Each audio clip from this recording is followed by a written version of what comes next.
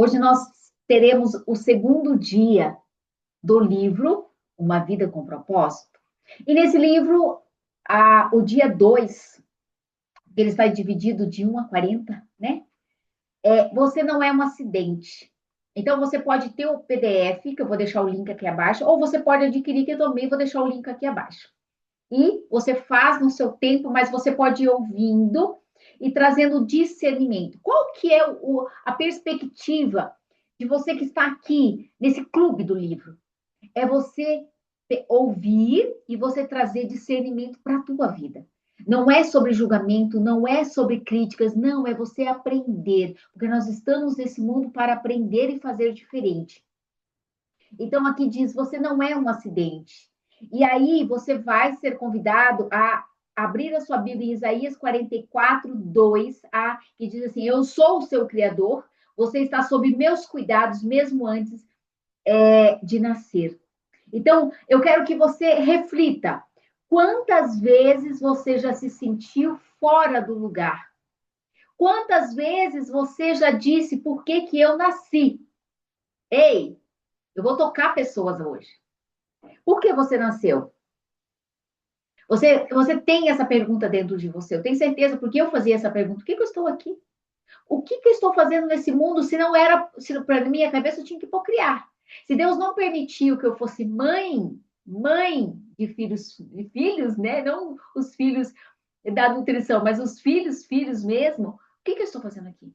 Então, por muito tempo eu questionei isso. Você não é obra do acaso, meus queridos. Por isso que eu vou trazer clareza e vou fazer pausas e você vai trazendo esse entendimento. Então, aqui, ó, você não é um acidente. Seu nascimento não foi um erro ou um infortúnio, e sua vida não é um acidente da natureza. Seus pais podem não tê-lo planejado, mas Deus certamente o fez. Ele não ficou nem um pouco surpreso com o seu nascimento. Aliás, ele o aguardava. Muito antes de ser concebido por seus pais, você foi concebido na mente de Deus. Ele foi o primeiro a pensar em você. Você não está respirando nesse contexto, momento por acaso, sorte, destino ou coincidência. Está vivo porque Deus quis criá-lo. A Bíblia diz em Salmo 138:8 que o Senhor cumprirá o seu propósito para comigo. O Senhor cumprirá o seu propósito para comigo. Você nasceu para um propósito. Talvez você esteja perdido, mas Deus lhe deu vida para que você respondesse a um propósito dele. Por isso que muitas pessoas, às vezes, estão angustiadas, porque elas não se acharam, porque elas não entenderam ainda qual que é o propósito delas, fervorosamente, qual que é o propósito delas.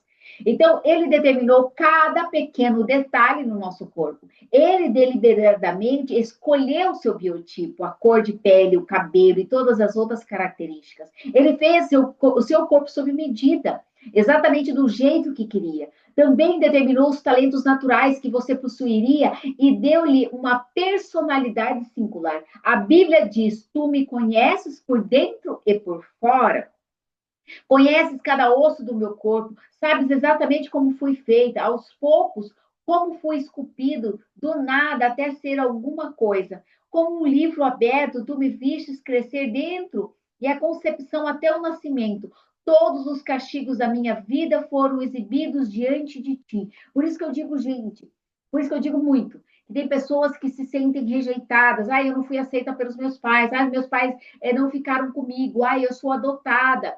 Ei, não é sobre isso. É sobre o que Deus tem para a tua vida. E como que você recebe isso da tua vida. Se você foi feito num leito de rejeição, num momento de rejeição, você tem que usar isso, porque José também foi rejeitado, Jesus também foi rejeitado. Então, é você pegar essa informação e viver o teu propósito, é levar esse entendimento, essa compreensão para outras pessoas em outro formato, né? Então, Deus fez você por um motivo. Isso significa também que decidiu a hora de seu nascimento e o seu tempo de vida. Ele planejou seus dias de vida antecipadamente, escolhendo o momento exato do seu nascimento e de sua morte. A Bíblia, em Salmo 139:15, diz que antes mesmo do seu corpo tomar forma humana, o Senhor já havia planejado todos os dias da minha vida. Cada um deles estava registrado no seu livro antes de qualquer um deles existir. Então, gente, ó, tá vendo que tá tudo muito grifado aqui no meu livro, porque eu gosto de trazer essa consciência. Eu vou buscar na Bíblia o que, que ele está falando aqui. Tanto que, por exemplo, na Bíblia não tinha, aqui não tinha o Salmo, então eu fui buscar onde que está essa parte na Bíblia que fala sobre isso. Então eu quero que você tenha essa clareza. O que Deus está querendo falar com você. Que às vezes você fica murmurando, às vezes você fica se vitimando. Ai, porque os meus pais não me deram amor. Ai, porque meus pais não ficaram comigo. Entende? Entende? É sobre isso? É sobre isso, tá? Deixa eu trazer aqui mais. Deus também planejou o lugar em que você nasceria e onde viveria para o propósito dele. Sua etnia e sua nacionalidade não são mera causalidade. Deus não deixou nenhum detalhe ao acaso. Planejou tudo conforme o propósito dele. A Bíblia diz: de um só fez ele todos os povos, para que povoassem toda a terra. Então, é sobre isso, meus queridos. Nós temos que entender que Deus tem um propósito para cada um. Na verdade, Ele criou, Ele planejou, Ele fez tudo. Então, quando aquele não toma as escolhas erradas, toma um caminho errado por uma abertura, ele se perde, mas Deus está sempre querendo trazer de volta. Em outra parte diz que ainda mais surpreendente, Deus decidiu como você nasceria, independentemente das circunstâncias do seu nascimento e de quem fossem seus pais. Deus tinha um plano ao criá-lo. E não importa como sejam os seus pais, bons, ruins ou indiferentes, ele sabia que esses dois indivíduos possuíam exatamente a constituição genética específica para criar você de acordo com o que ele tinha em mente. Eles tinham o DNA que Deus precisava para formá-lo. Então, meus queridos, é sobre isso, porque muitas pessoas ficam, onde eu nasci? Quantas pessoas que nasceram no meio do tráfico, no meio da prostituição e se tornaram pessoas sobrenaturais, pessoas que viveram o propósito como aquilo que Deus tinha tido para a vida delas. Então é sobre isso. Então toma consciência daquilo que você vem falando até esse momento, aquilo que você vem dizendo sobre tua família, sobre isso ou aquilo, das circunstâncias a quais você esteve, para que você possa voltar para esse outro lugar. Deus nunca fez nada acidentalmente, jamais comete erros. Ele tem um motivo para tudo que concebe. Todas as plantas e todos os animais foram planejados por Deus e cada pessoa foi idealizada como um propósito definido. Em outra parte aqui, o Senhor diz: o Senhor já pensava em você antes de criar o mundo. Na verdade, você foi o motivo de Deus tê-lo criado. Ele projetou o meio ambiente desde o planeta para que pudéssemos viver nele. Entende? Aqui eu estou lendo alguns pontos, gente, porque é muita coisa numa leitura do livro, mas para você entender toda a complexidade. Então, Deus também tem uma passagem aqui que eu achei muito interessante, que ele fala assim, ó, a Bíblia fez a mesma constatação milhares de anos atrás. Deus formou a terra, ele não a criou para ser vazia, mas formou para ser habitada. Para ser habitada. Porque Deus fez tudo isso, porque o incômodo de criar o universo para nós, porque é Ele, um Deus de amor. Esse tipo de amor é difícil de compreender em sua profundidade, mas é essencialmente confiável. Você foi criado para ser um alvo especial do amor de Deus. Ele o fez para poder amá-lo e sobre essa verdade que você precisa edificar a sua vida.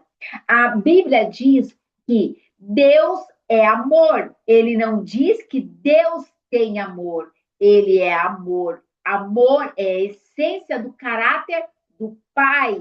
A perfeito amor na interação do quê? Da Trindade. Então Deus não precisava criar você, ele não estava só, mas desejou criá-lo para expressar o seu amor. Deus diz: eu os tenho sustentado desde que foram concebidos e carregado desde o nascimento, mesmo na velhice, quando seus cabelos se tornarem grisalhos, estarei cuidando de vocês. Eu os fiz e o cuidarei de vocês. Olha que coisa linda. E tem uma parte de Romanos 12, 3 que diz assim: o único modo de nos entendermos é pelo que Deus e é pelo que Ele faz por nós, não pelo que somos e fazemos por Ele. Então, vemos que, na verdade, essa expressão nos traz esse entendimento. Que Deus, Ele cuida de nós o tempo todo, porque Ele é o nosso Criador. Só que tem pessoas que se perderam.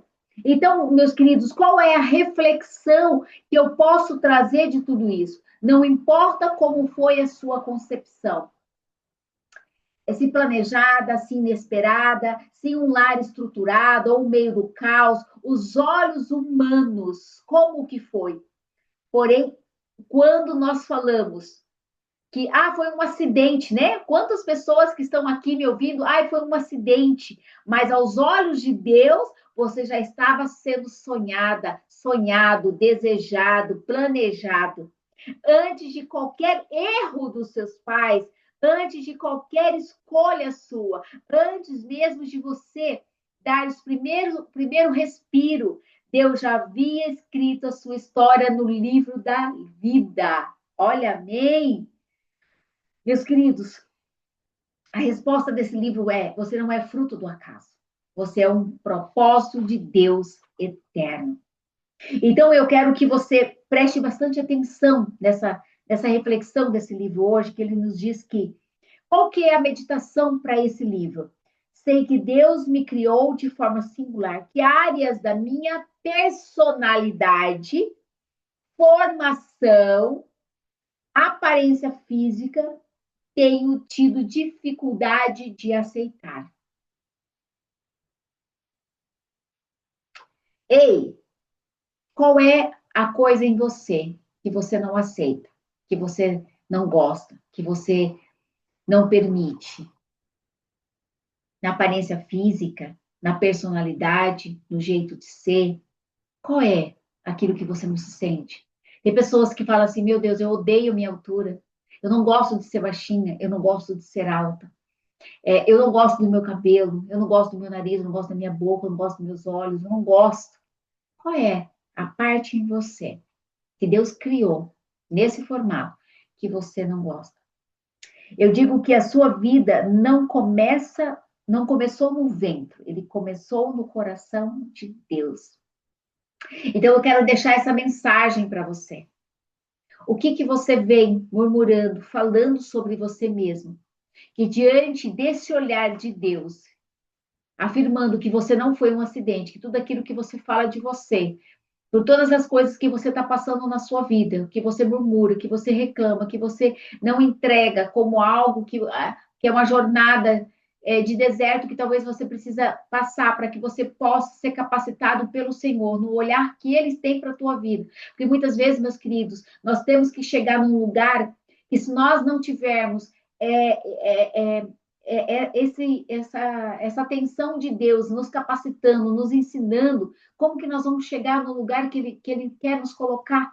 Se nós, é como se fosse uma escola da vida. Nós nunca nos formamos na faculdade, nós não vamos à faculdade, nós não passamos matéria por matéria, dificuldades, finais de semana, estudando, entregando. Mas, às vezes, em Deus é um pouco mais desafiador. Por quê? Porque a gente, às vezes, vê o silêncio de Deus. Por quê? Porque Ele quer uma direção na sua vida e talvez você está fazendo escolha diferente. E aí é a entrega dele, é o momento que ele se silencia. Talvez você não está entendendo por que Deus não fala comigo. Mas, filha, quantas vezes talvez ele tenha falado contigo, pediu para você entregar perdão, mágoa, ressentimento, um monte de situações, e você não entregou, e ele fala: filha, eu não posso fazer nada porque você não está em desobediência. Então, nós temos que pedir a Deus: Senhor, som do meu coração.